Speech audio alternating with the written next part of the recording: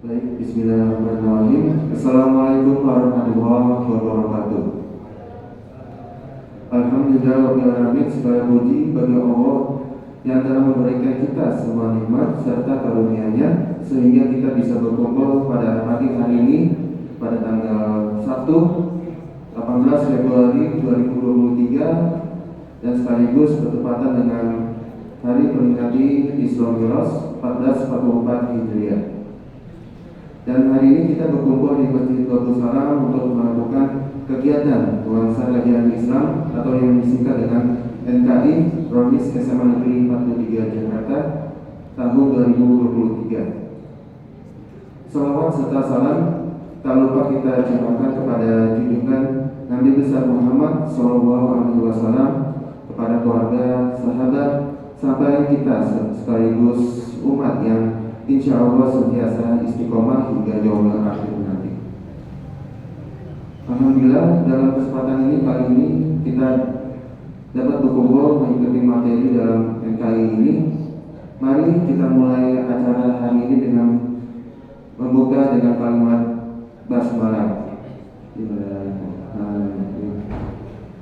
Selanjutnya akan ada pembacaan tilawah dan sari tilawah Al-Quran yang akan disampaikan oleh Saudara Amar dan Saudari Gania. Kepada Saudara Amar dan Saudari Gania, waktu dan tempat kami persilakan. A'udzu billahi minasyaitonir rajim. Bismillahirrahmanirrahim.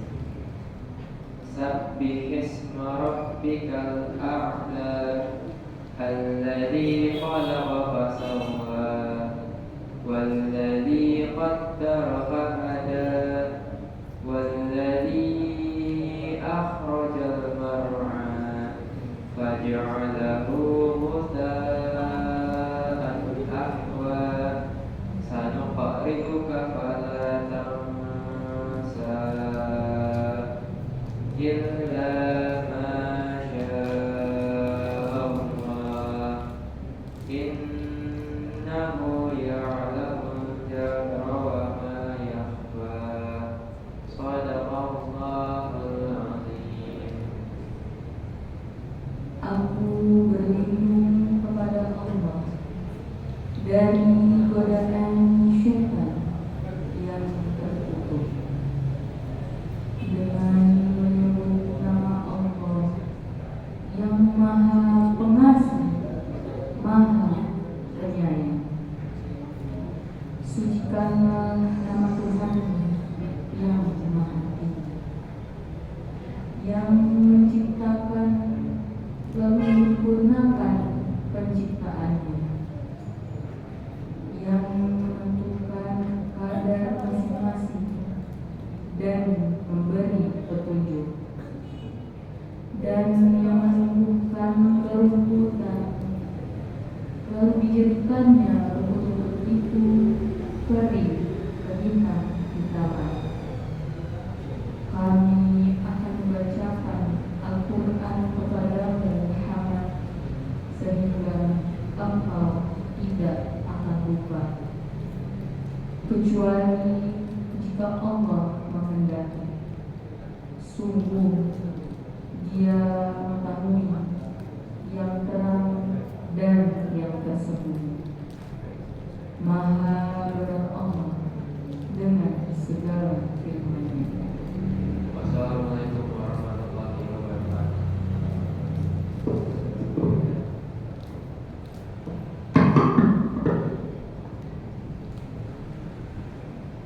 Baik, terima kasih kepada Saudara Amar dan Saudari Gania sudah membacakan tilawah dan sari tilawah Al-Quran. Semoga baik yang membaca maupun yang mendengarkan pada hari ini semoga mendapatkan pahala dari Allah SWT. Amin amin ya rabbal alamin. Baik, selanjutnya kita akan berdiri untuk mendengarkan sesi pemutaran nasib. Diharapkan untuk para peserta ikhwan dan akhwat untuk berdiri agar kita lebih semangat mendengarkan.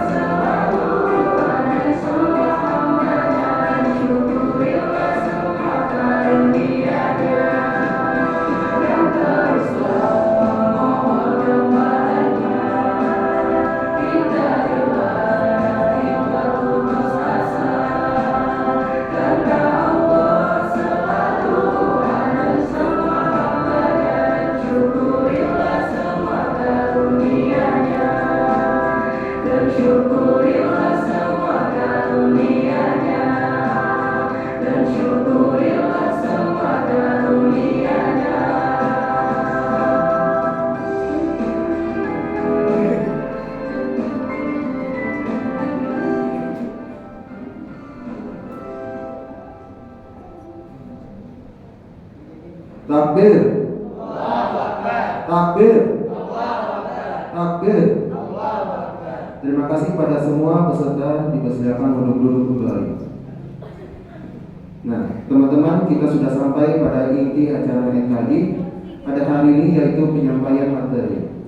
Buat teman-teman yang belum tahu nih, dalam NKI kita akan menyampaikan materi yang berkaitan pada akidah, fikih, dan sirah. Pada tanggal 18 Februari 2023, Rois SMA Negeri 43 Jakarta akan mengadakan kegiatan NKI dengan episode ke-36 dengan judul Mengenal Sahabat Surga, yang akan dibimbing oleh Bang Ahmad Sofyan sekaligus pembicara pada hari ini. Sebelum dimulai acara pada hari ini, saya akan membacakan biodata beliau secara singkat. Nama lengkap adalah Ahmad Sofyan, tanggal lahir Jakarta 19 Agustus 2001, dengan riwayat pendidikan S1 Akuntansi UPN Veteran Jakarta tahun 2019 hingga sekarang, dan alumni SMA Negeri 43 Jakarta tahun 2016 hingga 2019. Dan untuk aktivitasnya pada hari ini yaitu CEO, Founder, dan CF Financial Officer PT Central Artificial Intelligence, dan kedua DKM Pokari, dan sekaligus mengajar pembinaan As-Saifiyah anak-anak. Yuk, langsung kita panggil kepada Bang Ahmad Sofyan. Kepada beliau, waktu dan tempat kami persilakan. Sallallahu alaihi wasallam. Bismillah. Assalamualaikum warahmatullahi wabarakatuh. Waalaikumsalam warahmatullahi wabarakatuh. Alhamdulillah, nahmaduhu wa nasta'inuhu wa nastaghfiruh wa na'udzu billahi min syururi anfusina wa min sayyiati a'malina, may yahdihillahu fala mudilla lahu wa may yudlil fala hadiya lahu. Asyhadu an la ilaha illallah wa asyhadu anna Muhammadan abduhu wa rasuluhu la nabiyya ba'da. Pertama-tama dan yang paling pertama, teman-teman semua, mari kita panjatkan puji serta syukur kita kepada Allah Subhanahu wa taala yang telah memberikan kita berbagai macam nikmat. Mulai dari nikmat yang paling penting gitu, nikmat iman gitu kan. Nikmat gimana teman-teman? Alhamdulillah pada pagi hari ini, walaupun sebenarnya lagi tanggal merah mungkin ya, mungkin banyak orang-orang yang di luar sana lebih memilih untuk istirahat di rumah aja. Tapi dengan keimanan teman-teman ini semua, teman-teman malah memilih ikutan nuansa ajaran Islam gitu di Sabtu pagi ini gitu ya. Mungkin banyak yang di luar sana yang emang mereka lebih milih untuk istirahat di rumah. Nah, tapi alhamdulillah dengan keinginan teman-teman semua, teman-teman bisa hadir pada Sabtu pagi hari ini. Selain dari keimanan juga ada nikmat banyak banget gitu ya Allah berikan kepada kita semua, mulai dari nikmat Islam gitu kan. Teman-teman dilahirkan langsung menjadi Islam ya Pak. Mungkin yang di luar sana masih banyak orang yang mencari tentang kebenaran Islam, tapi alhamdulillah dengan segala nikmat yang Allah berikan, Allah memberikan kalian nikmat Islam itu. Dan juga nikmat lainnya yang mungkin kakak nggak bisa sebutkan satu persatu ya. Banyak gitu kan, mulai dari nikmat teman-teman masih bisa bernafas, dikasih umur yang panjang, diberikan kesehatan, gitu kan, sehat walafiat gitu kan, dan jasmani dan rohaninya itu kan luar biasa gitu, banyak banget nikmat yang Allah berikan. Makanya karena bisa sebutkan satu persatu. Salawat serta salam kalau lupa kita curahkan juga kepada baginda kita, seperti tauladan kita, Nabi besar Nabi Muhammad SAW yang telah membawa kita dari zaman kegelapan jadi zaman terang benderang seperti saat ini. Oke, mungkin gimana nih kabar teman-teman semua nih? Nah, kurang semangat nih. Ayo, apa kabar apa kabar ikhwan dan akhwat? Alhamdulillah luar biasa. Allahu Akbar. Mantap. Sekali lagi ya, apa kabar ikhwan dan akhwat? Alhamdulillah luar biasa. Allahu Akbar. Luar biasa nih semangatnya teman-teman. Ya, jadi kita walaupun sekarang di masa liburan mungkin ya, tapi kita harus tetap semangat nih dalam menuntut ilmu ya. Jadi pada kesempatan pagi hari ini kakak akan membawakan materi terkait dengan 10 sahabat yang dijamin masuk surga. Ya, mungkin sambil duduk ya di sini. Ya, jadi teman-teman semua di sini pada kesempatan pagi hari ini kita akan berbicara terkait dengan sahabat-sahabat yang sudah dijamin masuk surga. Gitu. Jadi dapat golden ticket, gitu. Golden ticket ke surga gitu langsung. Sedangkan untuk kita gitu kan, mungkin masih banyak ya kita nggak tahu gitu ya bakal kita masuk surga atau masuk neraka, tapi gayanya mungkin udah apa ya, gayanya mungkin kita udah merasa kita akan masuk surga nih, udah banyak lah di luar sana gitu. Kayaknya banyak yang mulai berjalan mungkin maksiat gitu kan, ya mungkin kayak gitu ya. Nah, tapi ini pada kesempatan pagi hari ini kita akan bawa 10 sahabat yang udah jadi masuk surga gitu. Yang mana sahabat-sahabat ini walaupun udah dijamin masuk surga, tapi mereka tuh tetap menjalankan ibadah gitu. Ibadah yang Allah perintahkan, terus mereka juga menjalankan segala peraturan dan juga menjauhi larangan dari Allah gitu kan. Nah, sedangkan kita nih yang hidup pada zaman sekarang gitu, itu banyak banget gitu yang masih memilih kayak ya udahlah kita membuat peraturan Allah gitu, atau malah kita menjauh dari Allah, atau kita gak malah beribadah kepada Allah, banyak banget lah gitu. Ya, jadi dari sini kita akan bahas nih gitu 10 sahabat yang dijamin masuk surga. Kenapa gitu bisa dijamin gitu buat masuk surga gitu? Apakah kayak di idola-idola gitu kan, mungkin dapat golden ticket gitu, golden ticket yang kayak suara bagus atau apa gitu kan. Nah, ini kita akan bahas di sini. Ya walaupun sebenarnya sekarang kan juga lagi brainstorming terus gitu ya. Harusnya bisa begitu. Tapi kan teman-teman juga bisa ada juga kan nanti itu kapan? Tanggal 3 Maret. Oke, baik. Ya, jadi mungkin nanti juga ada nilai juga ya terkait dengan Strobiros gitu. Nanti mungkin bakal kita bahas gitu. Nah, mungkin kita langsung mulai. Jadi yang pertama, ya, jadi kalau buat 10 sahabat yang masuk surga itu rata-rata teman-teman itu adalah as-sabiqun al-awwalun gitu. Jadi orang-orang pertama yang mereka tuh masuk ke dalam Islam, betul. Ya, jadi biasanya orang yang sahabat yang dikirim masuk surga itu rata-rata itu adalah as-sabiqun al-awwalun gitu. Jadi orang-orang yang mereka pertama kali masuk Islam. Kenapa sih gitu? Orang yang pertama kali masuk Islam kok bisa langsung dapat golden ticket ke surga gitu ya? Itu kira-kira ada yang tahu kenapa? Dia tahu nggak kira-kira kenapa? Jawab kan, nggak ada yang salah, nggak ada yang salah. Kita nggak ada yang salah, jadi santai aja. Ada yang mau pendapat? Jawab. Enggak. Ya, kenapa rata-rata as-sabiqun al-awwalun inilah yang dapat golden ticket untuk masuk surga? Kira-kira dia tahu nggak? Rasulullah, ya salah satunya itu. Terus apa lagi kira-kira? Karena mereka pertama kali mempercayai betul, ya. Terus mungkin ada lagi gitu. Apa lagi kira-kira? Karena sifatnya atau sikapnya betul juga. Jadi kita nggak ada yang salah ya. Jadi kita sharing-sharing aja atau kita diskusi aja lah gitu ya. Ya jadi benar apa yang tadi teman-teman sampaikan gitu kan. Tadi dia bilang karena berasal Rasulullah gitu untuk memajukan Islam itu sendiri gitu. Terus ada juga yang bilang tadi karena pertama kali gitu, masuk ke dalam Islam. Iya betul juga itu. Kenapa pertama kali masuk Islam gitu? Maksudnya orang yang baru pertama kali gitu kan, baru pertama kali tahu nih terkait dengan Islam gitu kan, atau terkait dengan hal yang baru, itu kan pasti kayak ada penolakan gitu kan. Terus juga pasti ada keraguan gitu kan. Nah tapi para sahabat awal ini tuh mereka gak ragu gitu untuk masuk Islam. Kan kalau meyakinkan seseorang gitu kan terkait dengan hal yang baru yang dia yakini itu agak sulit gitu kan. Nah tapi karena berkat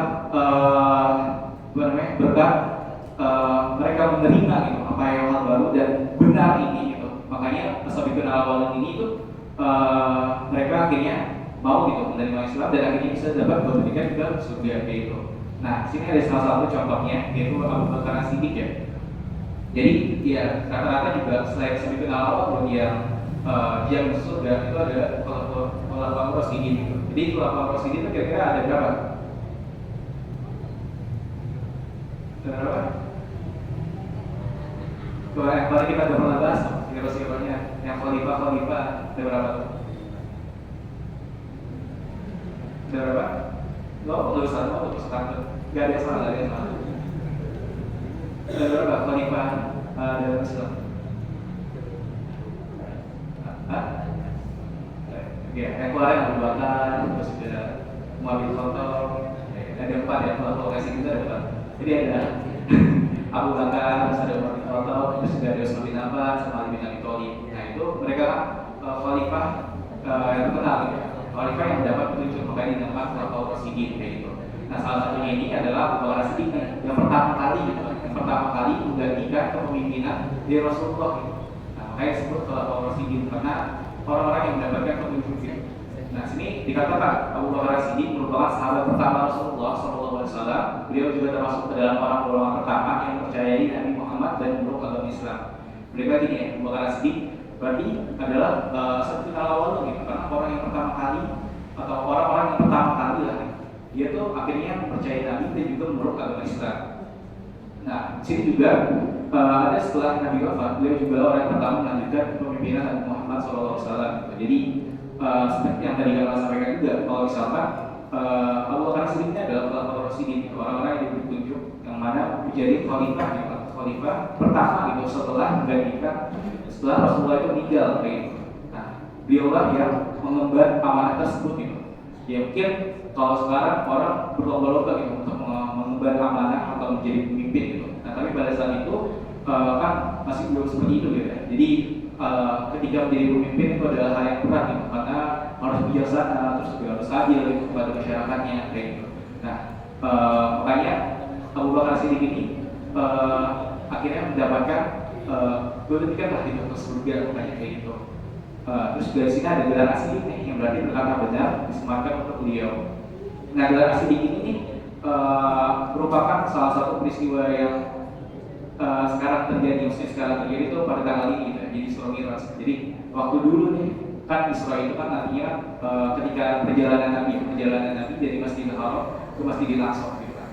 Terus Mi'rajnya itu ketika Nabi Muhammad SAW itu naik gitu. Jadi dari Masjidil Aqsa naik ke Sidratul Muntaha atau mungkin dari langit pertama, langit kedua, langit ketiga sampai langit ketujuh dan ke Sidratul Muntaha. Nah itu namanya Mi'raj. Jadi kedua peristiwa yang terjadi dalam satu malam itu. Mungkin kalau misalkan orang-orang gitu ya mungkin sebelumnya ya, kalau misalkan Isra itu berarti kan dari Masjidil Haram ke Masjidil Aqsa. Nah itu kira-kira 1239 km itu jaraknya. Gak mungkin dong kalau gak mungkin kalau misalkan secara semalam doang gitu itu bisa langsung ke sana gitu. Apalagi Nabi Muhammad berkata selain ke sana beliau juga naik ke 7 langit dan juga ke Sidratul Muntaha gitu, bertemu dengan Allah gitu.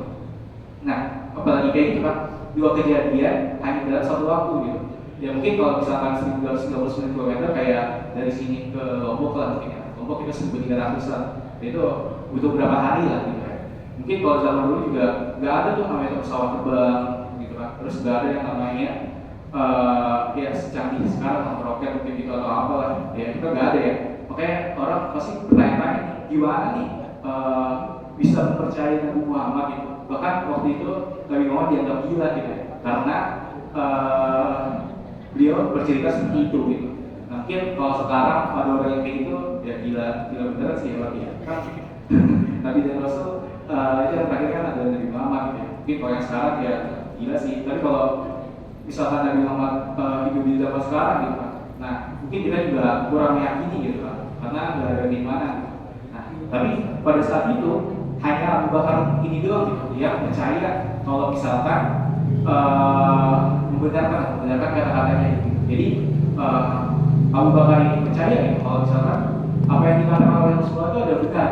Nah, dia sebut alhamdulillah juga nih Abu Bakar yang orang-orang yang waktu itu. Gitu. Makanya beliau itu beri gelar sedikit. Jadi mungkin kalian juga pikir kayak gimana sih mungkin gitu kalau misalkan Nabi Muhammad tuh beneran bisa dari Masjidil Haram ke Masjidil Aqsa. Ya mungkin kayak gitu ya pikiran kalian gitu. Ya, tapi kalau kita bermain dengan logika, mungkin ilustrasinya seperti ini teman-teman tahu siput kan? Siput, ya, jangan kita maklum ya siput. Nah, jadi kalau misalkan siput nih kita bawa gitu ya, masukin misalkan ke dalam toples, kita ajak jalan-jalan nih ke patung Liberty lah gitu. Mana mungkin kalau misalkan siput ini kita bawa, siput ini jalan sendirian ke patung Liberty kan nggak mungkin kan? Nggak mungkin dong. Mana bisa nyampe, buru mati gitu kan, kelindes truk atau apa gitu.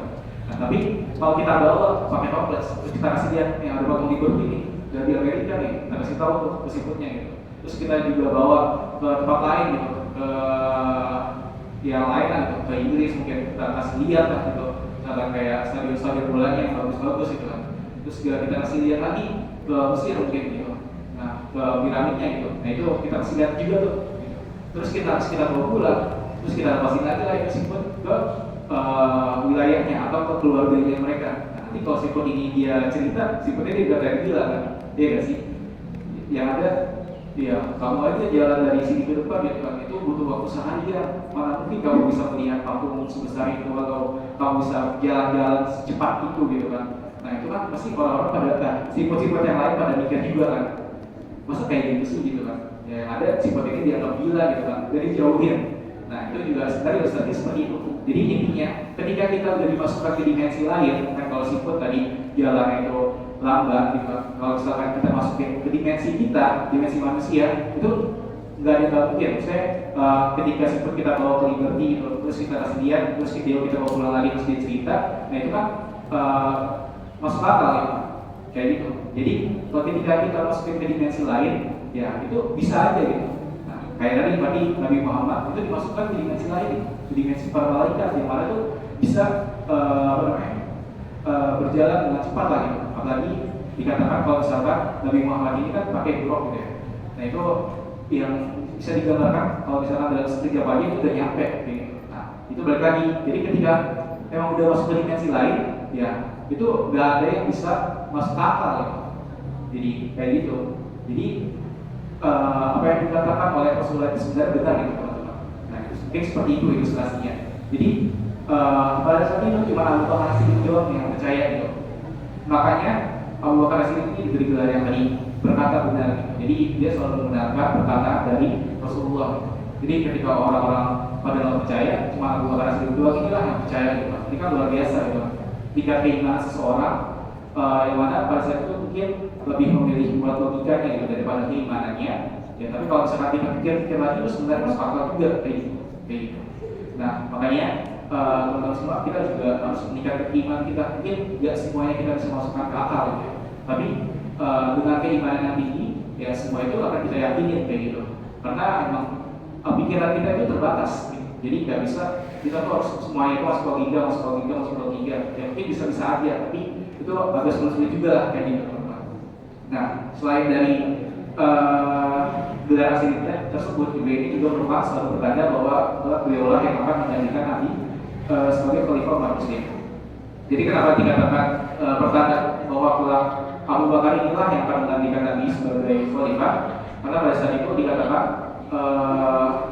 beliau itu menjadi mengganti imam sholat pada saat Nabi itu sedang sakit gitu. Makanya menjadi salah satu kandidat gitu buat khalifah pada saat itu. Dan akhirnya memang terpilihlah beliau menjadi khalifah pertama gitu di kalangan muslim pada saat itu gitu.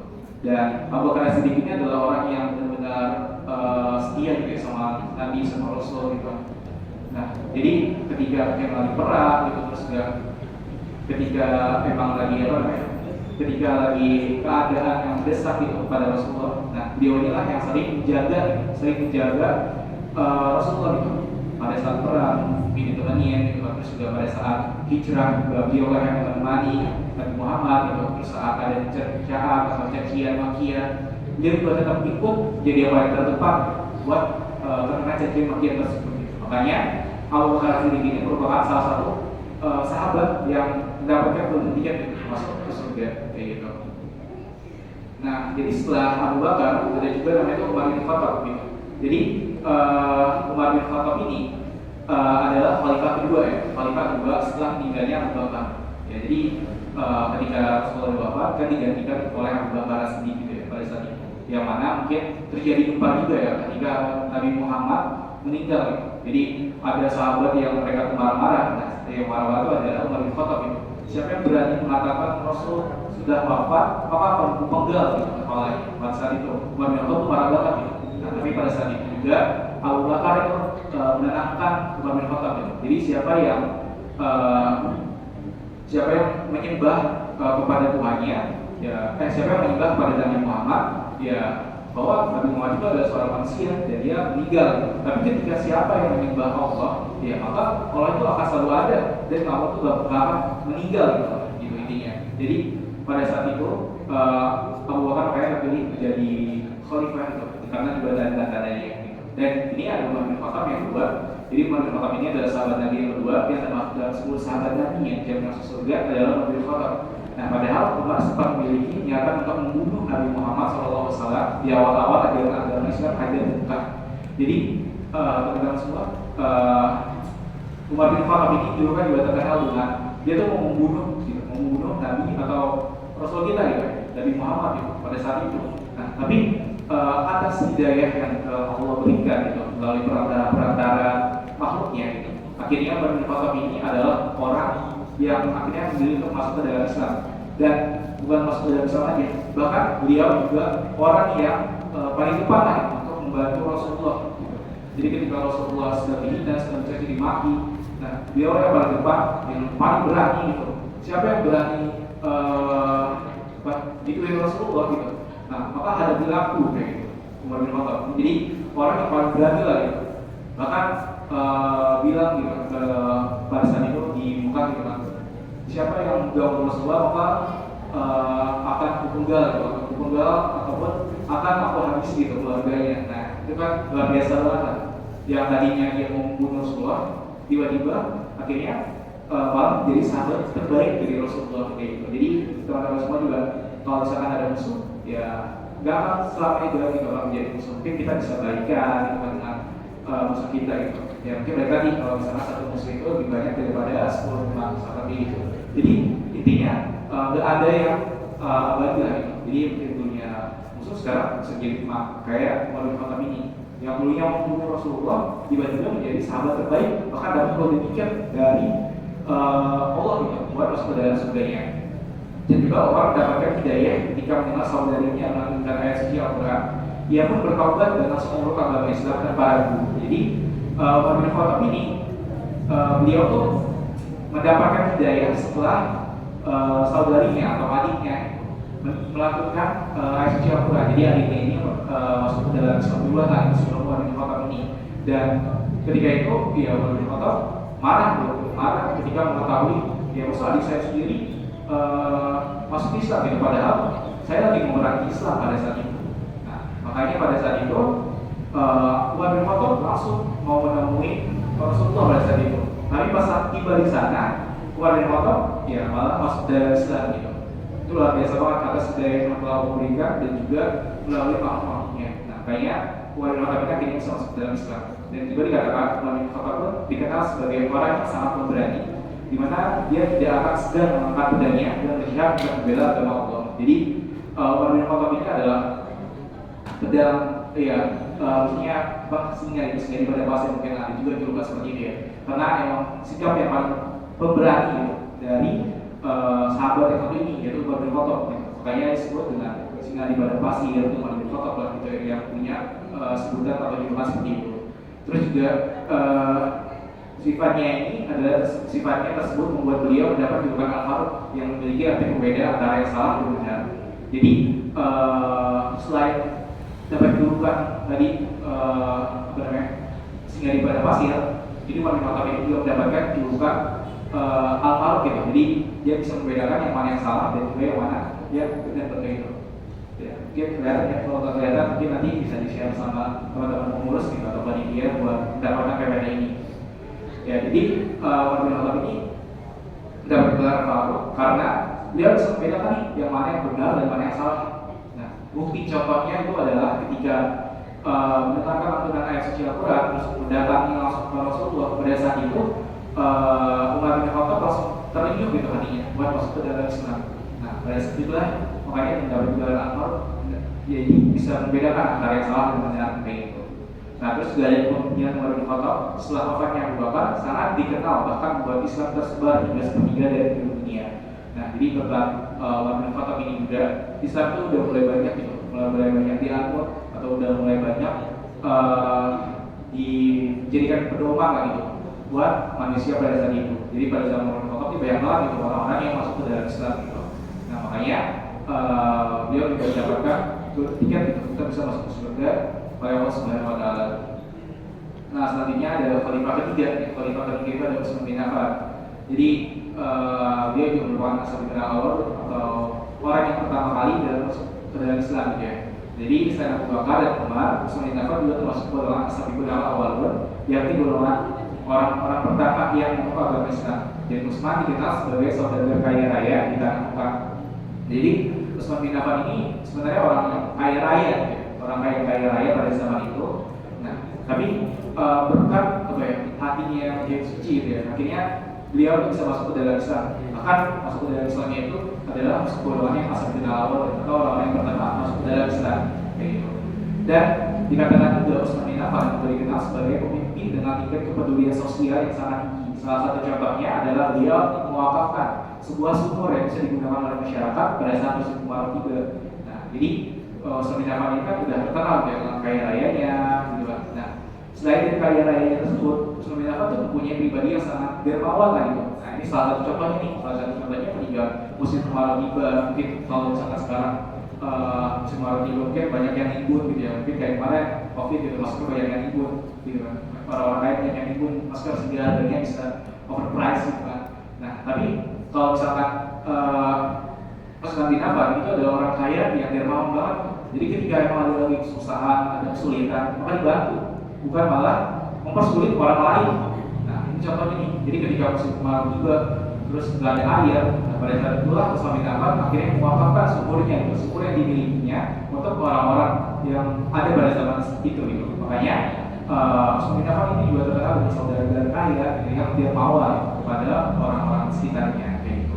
Dan beliau pun menjadi khalifah menggantikan posisi Umar bin Khattab.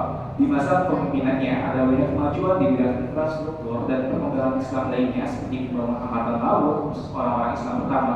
Nah, ini juga Utsman bin Affan mempunyai banyak prestasi lagi pada saat itu saat memimpin, jadi pemimpin ketiga gitu, dalam Islam setelah wafatnya Rasulullah. Dan di masa kepemimpinannya juga banyak banget lah kemajuan-kemajuan yang beliau berikan gitu ya. Dan juga salah satunya ini adalah kemajuan dari angkatan lautnya, terus juga angkatan di bagian yang lainnya gitu ya, kayak misalkan politik, ekonomi, itu banyak banget lah kemajuan-kemajuan. Makanya Utsman bin Affan ini diberikanlah golden ticket ya, atau jaminan untuk bisa masuk ke dalam surganya Allah gitu. Dan wafatnya Utsman bin Affan dikenal tragis sekaligus mengharukan. Beliau wafat dibunuh oleh para pemberontak saat sedang baca Al-Quran. Jadi walaupun gitu Utsman bin Affan ini terkenal dengan orang yang kaya raya gitu, terus dia mawar, tapi masih banyak banget orang-orang yang suka sama Utsman bin Affan. Nah, salah satu contohnya itu adalah ketika kemudiannya Utsman bin Affan itu kan terbunuh gitu. Karena terbunuh pada saat dia baca Al-Quran pada saat itu gitu. Jadi ya dulu ada pemberontakan di akhir-akhir masa Utsman bin Affan gitu. Karena Utsman bin Affan ini adalah orang yang kurang enakan sebenarnya gitu. Ya, mungkin banyak juga ya sekarang itu banyak yang orang itu kurang enakan gitu. Nah, pada saat itu hingga akhirnya kayak orang yang mau menyerang gitu ke Utsman bin Affan, nah itu dibiarin aja sama Utsman bin Affan. Kayak misalkan ada yang lain, gimana nih apakah kita akan maju gitu buat berperang lagi atau gimana? Tapi Utsman bin Affan pada saat itu bilang udah apa biarin aja. Dan hingga akhirnya terbunuh lagi pada saat itu Utsman bin Affan. Nah makanya itu teman-teman semua gitu. Jadi pada saat itu makanya Utsman bin Affan itu terkenal dengan saudagar yang kaya raya, tapi dia orangnya gak enakan juga gitu pada orang-orang istilahnya. Makanya pada saat itu banyak pemberontak yang akhirnya memilih untuk membunuh Utsman bin Affan pada saat itu gitu kan. Jadi Utsman bin Affan sebenarnya orang yang kaya raya dan juga terkenal dengan dermawannya gitu. Nah, makanya dia dapat golden ticket pada saat itu.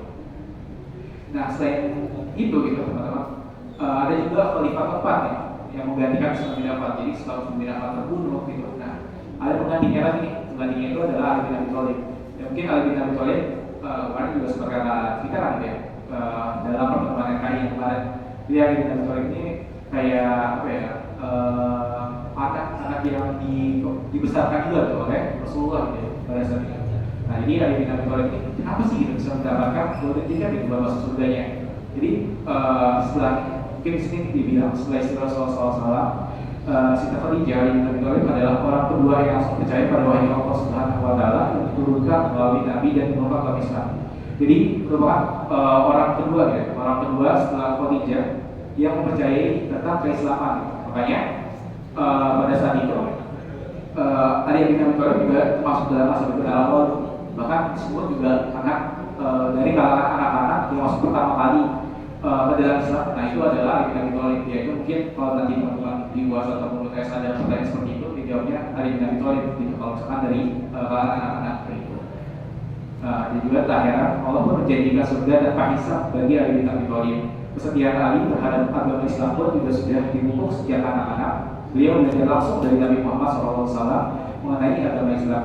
Ya, jadi mereka ini, jadi Ali bin Abi Thalib ini, ya dia diangkat gitu menjadi anaknya Rasulullah pada saat itu. Karena melihat dari pamannya, Thalib itu lagi menghadapi kesulitan ekonomi pada saat itu. Makanya pada saat itu akhirnya ya udah diambil aja gitu Ali bin Abi Thalib gitu, buat dibantu lah gitu. Jadi kan kayak Nabi Muhammad punya hutang budi gitu. Nah, balasnya dengan bantu Abi Thalib gitu ketika menghadapi kesusahan. Makanya diambil Ali bin Abi Thalib pada saat itu dan dibesarkan langsung gitu didikan dari Nabi atau Rasul Nabi Muhammad SAW ini sendiri gitu. Dan juga dikatakan Ali bin Abi Thalib pun menjadi khalifah menggantikan Utsman bin Affan setelah beberapa tahun setelah dia wafat. Jadi tadi setelah Utsman bin Affan meninggal gitu kan, hingga akhirnya dicarilah ya penggantinya kira-kira siapa yang pantas. Dan pada saat itu orang-orang memilih untuk Ali bin Abi Thalib lah yang pantas untuk masuk ke dalam jadi khalifah keempat atau menggantikan Utsman bin Affan. Padahal waktu itu Ali bin Abi Thalib tidak mau teman-teman. Nah, tapi pada saat itu ya emang dipaksa gitu. Jadi banyak orang-orang yang mendukung Ali bin Abi Thalib buat jadi khalifah pada saat itu khalifah keempat. Jadi beliau memaksa, banyak orang yang memaksa masuk datang ke rumah beliau. Ya, kalau udah kayak gitu kan, ya juga ya kan. Masa udah banyak yang capek-capek masuk datang ke rumahnya langsung untuk meminta jadi khalifah. Ya masa berani diterima gitu. Dan itu terus lanjutkan gitu. Jadi terus banyak yang datang ke rumah Ali bin Abi Thalib untuk menjadikan beliau itu khalifah. Ya, akhirnya pada saat itu makanya Ali bin Abi Thalib jadi khalifah keempat untuk menggantikan Utsman bin Affan. Dan Ali bin Abi Thalib juga dikatakan untuk menjadi khalifah menggantikan Utsman bin Affan setelah beberapa tahun setelah beliau wafat. Jadi ya walaupun gitu, pada saat khalifah Ali bin Abi Thalib menjabat banyak banget ya pertentangan itu karena banyak yang bilang kalau misalkan harus dicari tahu nih kira-kira sebenarnya siapa yang bikin meninggalnya gitu. Nah, tapi pada saat itu juga Ali bin Abi Thalib gak mau gegabah nih kalau langsung menjatuhkan kepada orang tersebut kayak gitu. Makanya dia mau tabayan dulu gitu kan, mau cari tahu dulu dengan bukti-bukti yang akurat gitu ya.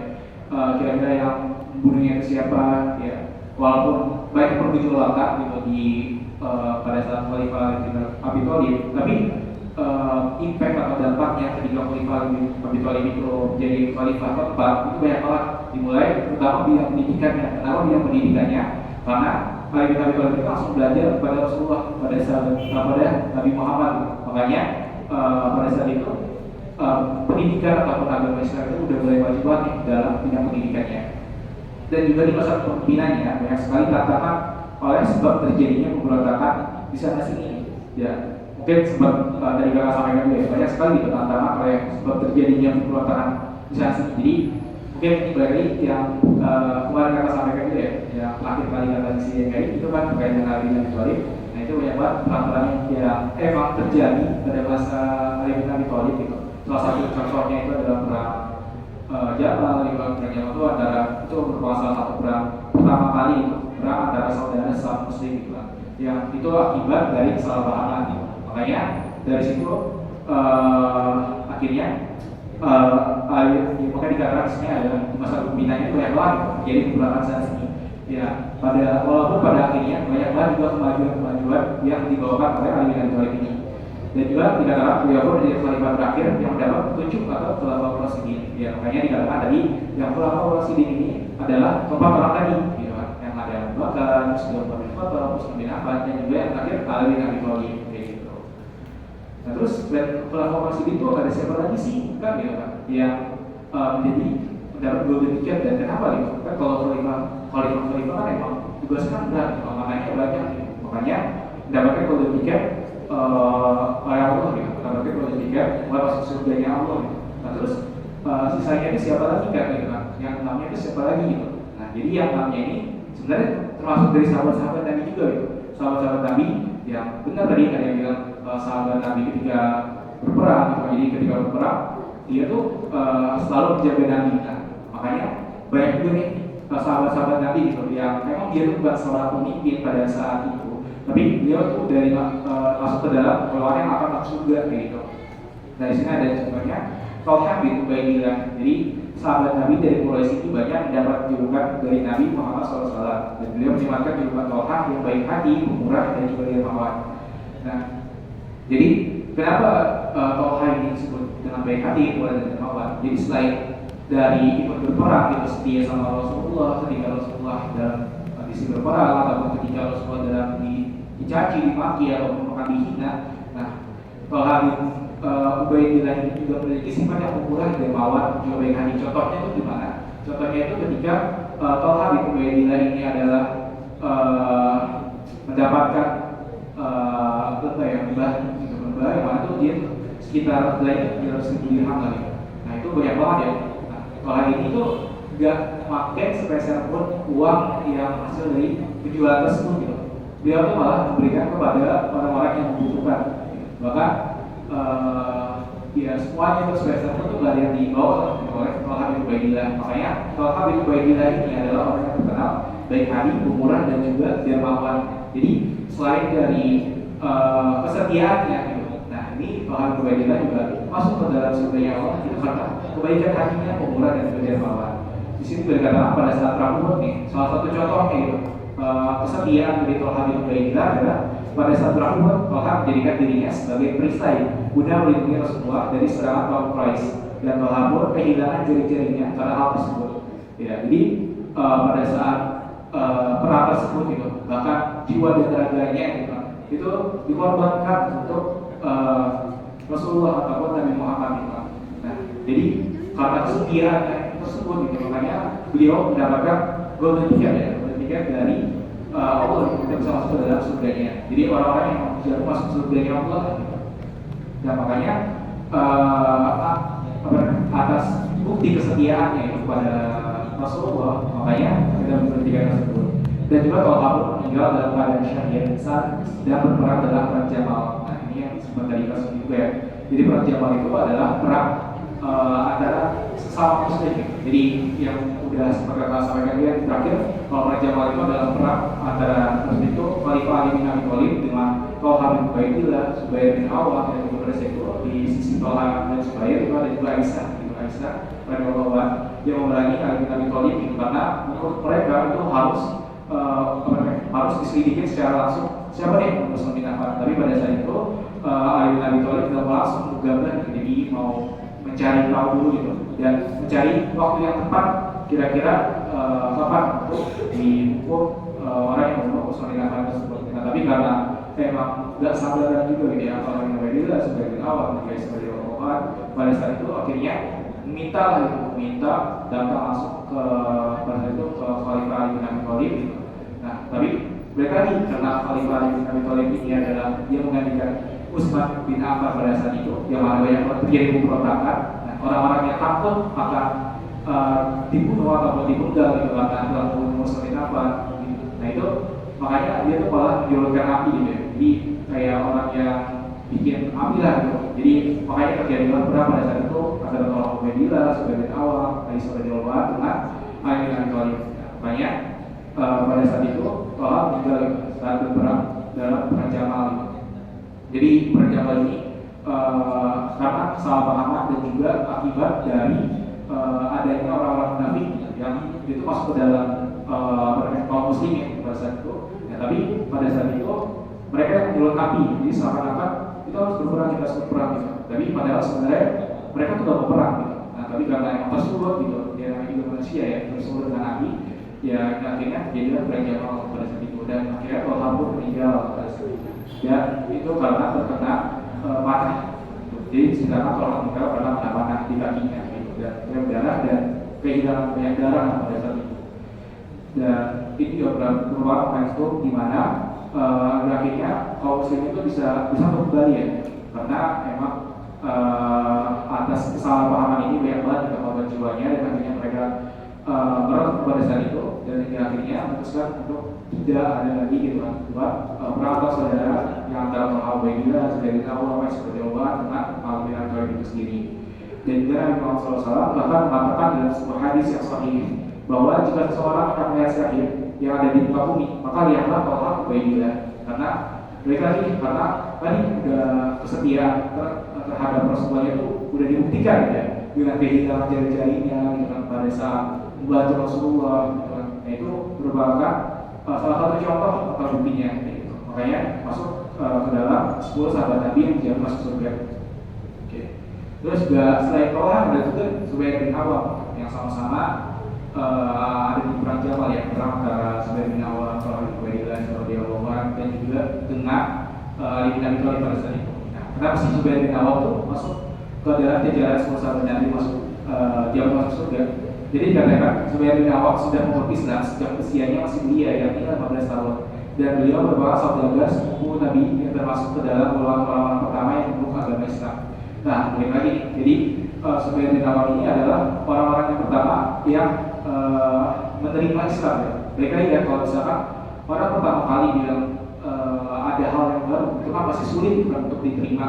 Nah, tapi Zubair bin Awam ini karena keberadaan hatinya dan juga karena hidayah ya, makanya pada saat itu Zubair bin Awam terjual dari hatinya bisa masuk ke dalam Islam ya. Makanya Zubair bin Awam ini merupakan sahabat Nabi juga masuk ke dalam golongan yang dijamin surga, dan hingga akhirnya di akhir-akhirnya beliau sudah setia menjadi pengawal dan penolong Rasul. Jadi Zubair bin Awam ini ya tadi setia gitu. Jadi ketika berperang beliau selalu ikut, Zubair bin Awam selalu ikut, dan juga selalu membantu Rasulullah pada saat itu. Terus dia langsung bersedia untuk memilih Islam sebagai agamanya, beliau harus menghadapi cobaan di mana beliau mengalami siksaan dari pamannya sendiri yang Nawfal bin Khuwailid. Namun karena keyakinan yang kuat, maka beliau tidak ragu termasuk ke dalam Islam. Jadi ya mereka tadi kan orang-orang yang pertama kali masuk ke dalam Islam, itu kan hal yang baru lah gitu pada saat itu. Jadi makanya orang banyak yang gak terima gitu kan. Nah orang-orang yang terima ini itu diberi cobaan gitu. Kayak Allah Subhanahu wa Ta'ala. Salah satunya ini adalah Zubair bin Awam. Jadi ketika beliau menerima Islam, nah dia tuh di apa ya?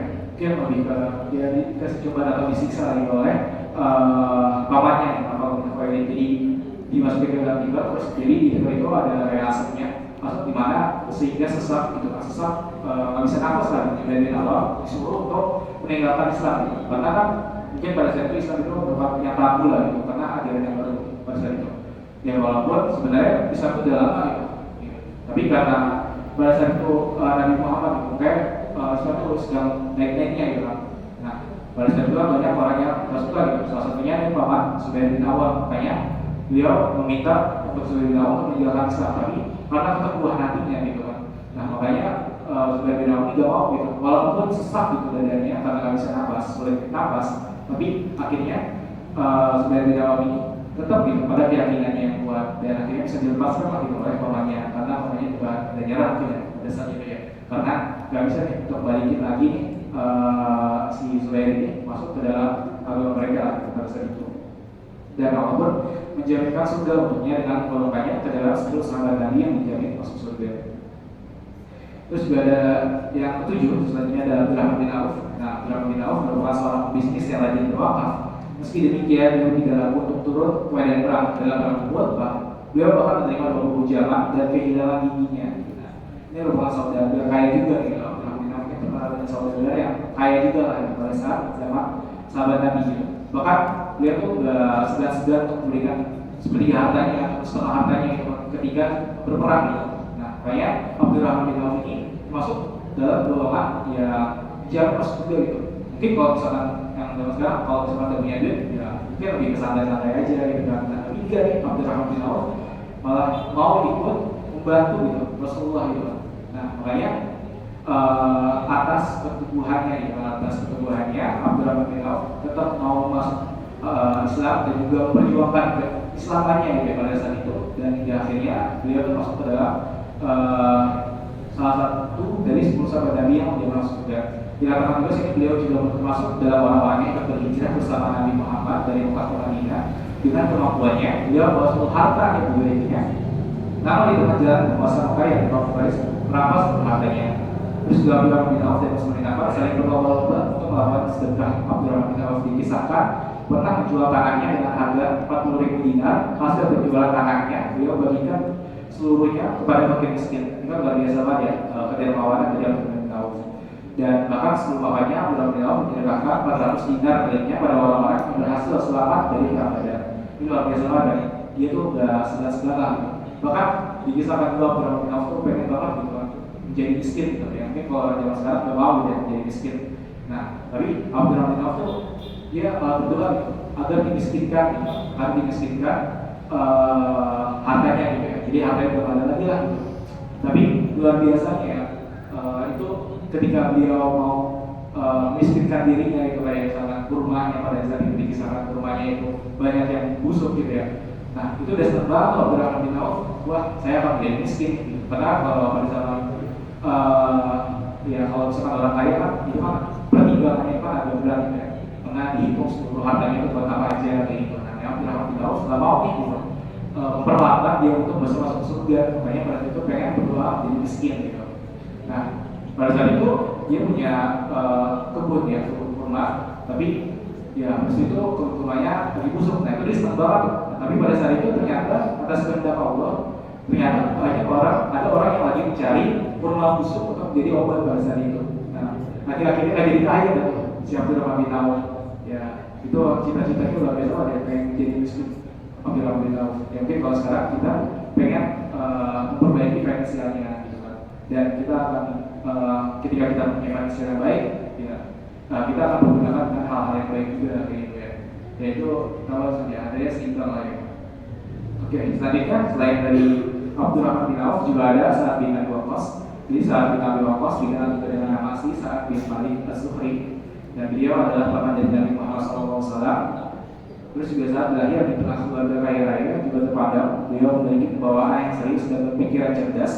Terus Abu Bakar adalah sahabat Nabi yang mengajak Sa'ad untuk bertamu dengan Nabi Muhammad SAW setelah mengenal kecerdasan Rasulullah SAW mengenai Islam. Dan Sa'ad pun tersentuh dan setuju untuk memeluk agama Allah Subhanahu Wa Taala. Dan dalam setiap peperangan, tentara Muslim akan menjadi lebih tenang tatkala saat Nabi Waqqas hadir di tengah mereka. Dengan beliau meninggal di usia 8 tahun. Dan termasuk sahabat Nabi yang untuk usia paling akhir. Nah ini juga sahabat Nabi yang beliau tuh udah menemani Nabi lah, menemani Nabi untuk mendakwakan Islam, terus juga menemani Nabi sebagai pelindung ketika Nabi berperang juga pada saat itu kan. Nah itu Sa'ad bin Waqqas karena kesediaan tersebut gitu, dan juga atas dampak yang diberikan itu ada dampak yang baik, makanya pada saat itu jangan masuk ke dalam surga Allah gitu. Terus juga kita masuk lagi karena waktu itu ya kita agak cepat ya. Jadi yang kesebenarnya ada Said bin Zaid. Jadi Said bin Zaid adalah nama berikutnya yang masuk ke dalam daftar 10 sahabat Nabi yang dia masuk surga. Beliau masuk dalam golongan Sabiqun al-Awwalin atau golongan pertama yang masuk dalam golongan Islam. Dan bersama istrinya yakni Fatimah bin Khattab binti Khattab, yakni adik dari Umar bin Khattab. Said bin Zaid memeluk agama Islam dan setia bela agamanya di akhir hayat, dan Said selalu turut dalam medan perang manapun yang diikuti oleh Rasulullah SAW kecuali perang Badar. Dan di awal keimanannya pada Allah Subhanahu Wa Taala, Said banyak mendapat tekanan dan siksaan dari kaum sendiri, termasuk Umar bin Khattab yang saat itu belum agama Islam. Umar pernah mempunyai darah sedang mengalir di wajah Said bin Zaid. Namun Said bin Zaid tetap sabar menerima cobaan tersebut, dan ternyata hal itulah yang salah satunya membuat Umar berlindung dan luluh hingga memutuskan untuk masuk dalam Islam. Dan saya sabar bahwa saya tidak terlalu gigih dan gagah berani dalam peperangan.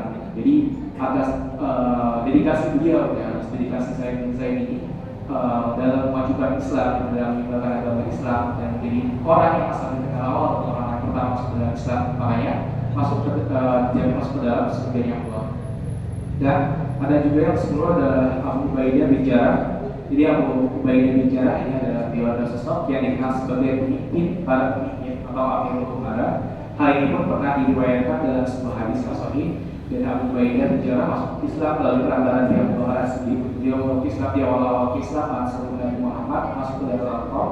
Dan sejarah lain mencatat kalau saat perang Uhud, Abu Ubaidah melindungi Rasulullah dari kaum dia kehilangan dua giginya ketika itu. Luar biasa ya, banyak banget sahabat Nabi itu yang rela gitu mengorbankan jiwa dan raganya gitu untuk menyebarkan agama Islam pada saat itu. Makanya hal inilah yang membuat sahabat-sahabat Nabi itu bisa dijamin masuk surga-nya Allah gitu, oleh Allah sendiri gitu. Dan meskipun banyak sekali hal berat yang terjadi selama perang, Abu Ubaidah tidak pernah menyerah untuk bersifat berperang di jalan Allah Subhanahu Wa Taala. Dan bahkan di pimpinan Khalifah Abu Bakar, Abu Ubaidah ditunjuk sebagai panglima perang yang maju melawan Kaisaran Romawi. Jadi sebenarnya teman-teman balik lagi ya, ke-10 sahabat Nabi ini tuh dijamin masuk surga. Yang pertama yang tadi karena orang yang pertama yang bisa menerima Islam pada saat itu, yang mana orang-orang mungkin melihat hal itu tabu gitu. Karena pada saat itu Islam masih terdengar asing ya. Tapi orang-orang ini atau sahabat-sahabat Nabi yang masuk ke awal malah cepat banget menerima Islam gitu ya. Nah itu mungkin karena halnya yang terjadi gitu ya dengan Islam gitu. Dan memang lihat bahwa Islam ini memang agama yang benar gitu. Agama yang membawa kedamaian. Maka kenapa kita harus sholat gitu kan pada saat itu? Ya karena pada saat itu ada kejadian juga ya, zaman dimana banyak banget gitu, hal-hal yang hal-hal yang kurang benar pada saat itu. Nah Islam pada saat itu dirasa bagi mereka itu, wah ini ada agama yang buat kedamaian, buat adil, dan akhirnya masuklah ke dalam Islam pada saat itu. Makanya mereka dijamin masuk ke dalam surga Allah. Bahkan bukan cuma sebagai orang yang pertama masuk Islam, tapi mereka semua juga orang yang sudah melakukan Islam, di akhirnya bisa sebesar saat ini gitu. Karena Islam sekarang udah besar lah, ya, udah besar lah. Nah itu berkat asal dikenal awal mereka yang menyebarkan agama Islam, yang akhirnya bisa diterima oleh banyak orang, dan hingga akhirnya sudah sampai saat ini gitu. Dan kita bisa terkenal dengan dunia peradaban ya. Jadi punya akhlak yang baik dan juga adab yang baik lah gitu, antara sama makhluknya gitu. Mungkin kalau misalkan tidak ada Islam ya kita kalau juga ya mungkin bisa baik lagi gitu, ke zaman perubahan pada saat itu. Kita nggak punya adab, punya akhlak, maka kita nggak tahu yang mana yang benar, yang mana yang salah. Tapi berkat kepada Islam itulah kita bisa belajar ya, mana yang kira-kira bisa benar dan mana yang kira-kira bisa salah gitu. Dan mungkin hikmah dari teladan sahabat Rasul ini yang pertama adalah menyempurnakan kita. Jadi hikmah dari teladan sahabat Rasul ini banyak banget gitu ya. Jadi tadi kan sudah banyak banget gitu ya yang dicontohkan oleh sahabat-sahabat Nabi yang dimasuk surga ya. Kayak misalkan tadi contohnya adalah murah dan mawas, suka berbagi gitu.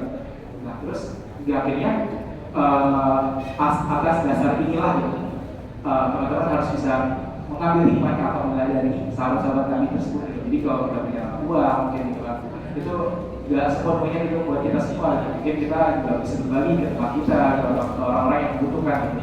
Makanya kita harus menjadi orang yang bisa meladani gitu. Maka harus punya sikap dari awal kayak gitu. Dan sini juga menggunakan iman. Jadi ketika kita beriman kepada Allah, kita juga harus beriman juga kepada sahabat Nabi, terus kita juga beriman kepada Rasul, pada yang lainnya. Ya. Kan iman itu ada berapa? Iman itu ada berapa? Ada berapa? Apa? Ya, iman itu ada berapa? Kan ada beriman, ada Islam, ada beriman, ada berapa? Nah, iya. Nah, jadi yang pertama, Baik pada Allah. iya ya, kepada Allah. Yang terbalik atau kalian terbalik nih antara rukun iman dan rukun Islam kan sering ya. Perbedaan rukun iman ada berapa? Ada 5, kayak gitu berarti. Ya, jadi ya. Ya, jadi selanjutnya juga kita harus percaya kepada Rasul, kepada Nabi gitu kan. Nah, makanya saya juga menyempurnakan iman. Dan yang kedua, dari hikmah meneladani sahabat Rasul ini, yang masuk juga dalam kita teladan dan contoh dalam hidup. Nah, jadi kan tadi udah banyak ya sahabat Rasul yang baik-baik lah semuanya, ada umuran, ada mawar, kayak gitu kan. Itu bisa dicontoh lah gitu dalam pengaplikasian kehidupan kita semua kayak gitu. Dan juga yang ketiga adalah terdorong untuk berperilaku dan bersikap baik. Dan jadi tadi bisa diambil ya yang baik-baiknya gitu kan, yang tadi murah baik lagi itu bisa diambil lah contoh sikap baiknya gitu. Dan yang keempat adalah mencintai para Rasul dengan mengikuti dan mengamalkan ajarannya. Jadi tadi mungkin sudah disampaikan juga kalau misalkan banyak gitu yang bisa diteladani dari sifat-sifat sahabat Nabi.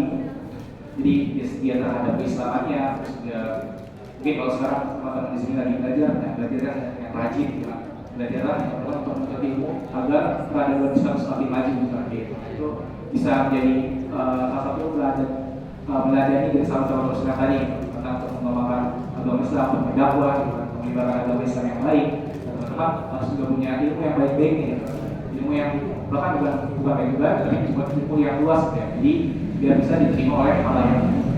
Nah, terus dia kelima yang keempat mencintai para Rasul dan mengikuti amalan ajarannya. Dan yang kelima adalah menyadarkan bahwa manusia diciptakan Allah Subhanahu wa Ta'ala untuk mengabdi kepadanya. Ya, kembali lagi, jadi kita semua gitu. Orang yang berjawab atau makhluk yang berjawab itu kan pasti akan meninggal. Kembali lagi kepada Sang Pencipta atau Allah gitu. Nah, makanya di sini banyak belajar sahabat Nabi itu udah menghiraukan lah gitu buat gimana caranya biar Islam itu bisa maju, gimana Islam itu bisa menyebar luas. Dia tuh gak menghiraukan nyawanya gitu. Mungkin banyak orang yang mikir banyak gitu kan, kalau misalkan nanti kita mati sia-sia kayak gitu kan. Ya, itu kan banyak kayak gitu. Tapi karena kita percaya kalau misalkan semua makhluk ini akan meninggal dan sebaik-baiknya orang itu kan adalah orang yang bermanfaat gitu kan. Dan juga orang yang bermanfaat di sini juga termasuk maksudnya adalah dia tuh belajar agama Islam dan juga menyebarkan agama Islam. Nah, itu makanya teman-teman harus meneladani itu lagi. Jadi support hatinya itu buat Islam dan juga buat menyebarkan agama Islam ini kayak gitu. Dan ya mungkin itu aja yang saya sampaikan dan mungkin karena waktunya juga sudah habis deh. Mungkin langsung saya tutup ya. Mungkin saya tutup jadi lihatlah apa yang telah sampaikan ya. Jadi ya apa yang telah sampaikan ini adalah sebuah kebaikan dan ini akan terus jadi baik gitu ya.